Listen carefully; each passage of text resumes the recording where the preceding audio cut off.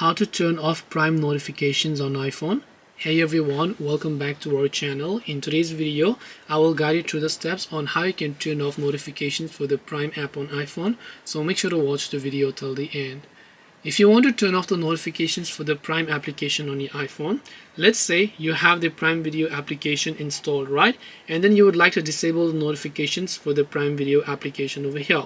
What do you do in this case? Well, in order to turn off notifications for the Prime applications, what you have to do is open up settings here and then simply go to notifications. Under it, you should be able to go to the P section and look for Prime Video here. Now, once you find Prime Video, assuming that this is Prime Video, you want to turn off the toggle next to notifications and the notifications will get turned off.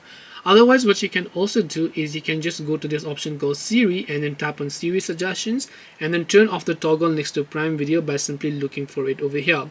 So make sure to go ahead and turn off the toggle next to Prime Video and you should be able to turn it off. This way you'll be able to turn off Prime Video toggle. Hope this video was very helpful. If you have got any questions, feel free to leave them down. Thank you for watching and see you in the next video.